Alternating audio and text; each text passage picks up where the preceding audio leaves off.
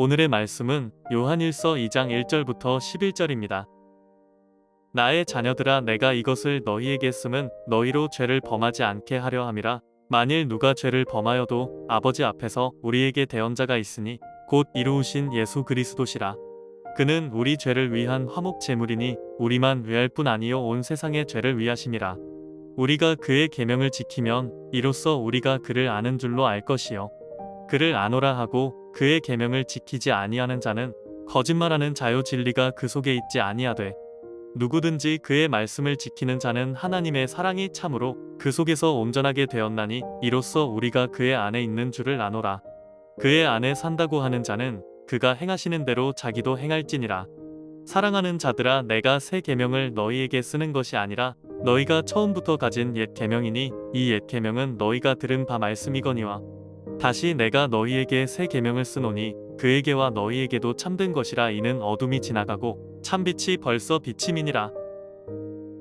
여러분, 오늘 본문은 어제 본문에 이어서 사귐의 중요성에 관해 이야기를 하고 있는데요. 여러분, 우리가 예수 그리스도와 사귐이 왜 중요합니까? 우리의 삶에 구원이 임하기 때문에 그래요. 그래서 오늘 본문에서 왜 이 말씀을 기록하고 있습니까? 1절 말씀을 보면 너희로 죄를 범하지 않게 하려 함이라 라는 거예요. 여러분, 뭡니까?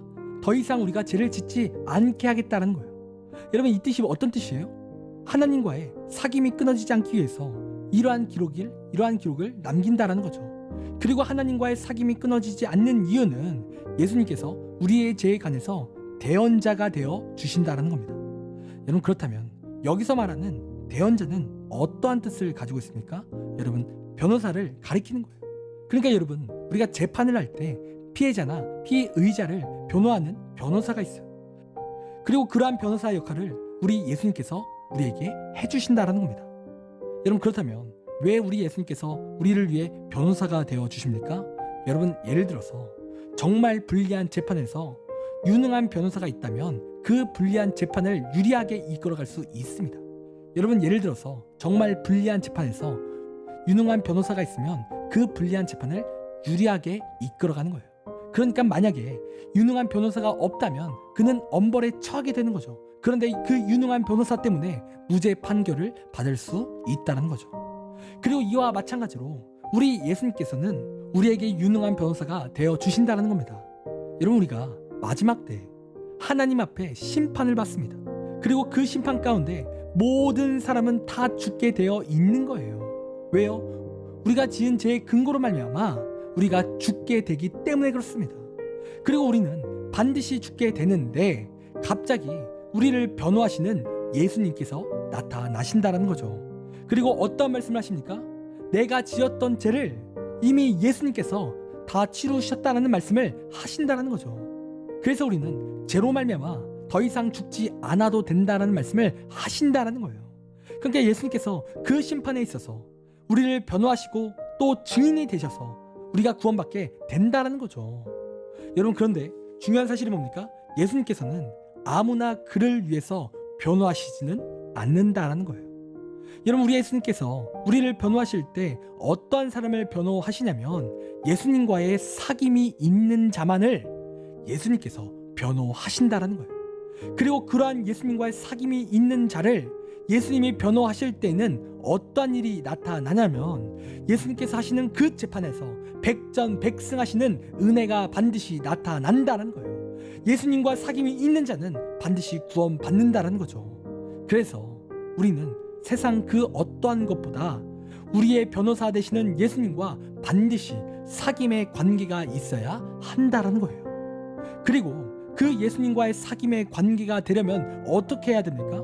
여러분, 오늘 보면 3절 말씀을 보니까 우리가 그 계명을 지키면 우리가 그를 아는 줄 알 것이다 라고 그렇게 기록하고 있다는 거예요. 한마디로 우리가 예수님이 말씀하신 대로 산다면 우리는 예수님과의 사귐이 있는 관계가 된다는 거죠.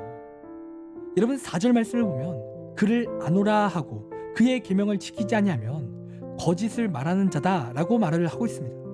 여러분, 어제 본문에서도 마찬가지로 예수님을 믿는다고 하는데 그 말씀대로 살아가지 않는다면 여러분 다 거짓말인 거예요. 여러분 보세요. 하나님을 믿는다고 했을 때 하나님을 믿는 믿음은요, 양자택일이에요. 하나님의 말씀을 순종할지 하나님의 말씀에 불순종할지 그것을 택하는 거죠. 그래서 하나님을 믿는 사람은 언제나 하나님의 말씀에 순종한다라는 겁니다. 여러분, 그러므로 우리의 인생 가운데 예수님과의 사귐과 또 예수님께서 변호하시는 은혜를 예수님께서 우리를 변호하시는 은혜를 체험하고자 한다면 우리의 삶에 반드시 하나님의 말씀에 순종이 있어야 될 줄 믿습니다. 여러분, 하나님께서는 속지 않으시는 분이십니다. 가짜와 진짜를 아시는 거예요. 그리고 가짜 신앙과 진짜 신앙의 차이는 말씀에 순종하는 데 있다라는 거죠. 여러분, 만약에 지금까지 하나님을 믿는다고 말하지만 아직도 하나님의 말씀에 불순종이 있다면 여러분, 그거 회개하십시오. 하나님은 다 아십니다. 여러분, 하나님은 다 아시는 거예요. 여러분, 예를 들어서 누군가를 용서해야 하는데 아직도 불순종하시는 분들이 있으십니까? 또 날마다 기도하시기를 하나님께서 우리에게 원하시는데 불순종하시는 분들이 있으십니까? 또 다양하게 하나님 앞에 불순종했던 제약들이 있으십니까? 여러분, 그렇다면 이 시간 하나님 앞에 회개하시고 이제 순종하길 원합니다. 우리가 그렇게 하나님의 말씀을 따라 순종하며 나아갈 때 예수님과 내가 사귐이 시작되고 또 예수님이 우리를 변화하시는 은혜가 나타날 줄 믿습니다. 그래서 우리는 구원받고 하나님의 은혜를 누리는 귀한 삶이 될 줄 믿습니다. 그런 시간 하나님의 말씀을 따라 순종하며 믿음의 승리를 하는 우리의 귀한 삶이 되기를 간절히 소원합니다. 기도하겠습니다. 하나님, 우리의 삶이 하나님의 은혜가 넘치길 원합니다. 내 힘으로 살아가는 것이 아닌 하나님께서 지키시고 또 변호하시는 은혜 가운데 살아가게 하여 주시옵소서. 또 순종하는 삶이 되길 원합니다. 하나님, 함께 하셔서 믿음의 승리를 하는 우리의 삶이 될 수 있도록 인도하여 주시옵소서. 감사합니다. 사랑이 많으신 예수님의 이름으로 기도드립니다. 아멘. 시간 우리 함께 1분 동안 말씀을 생각하며 함께 기도하기 원합니다. 기도하겠습니다.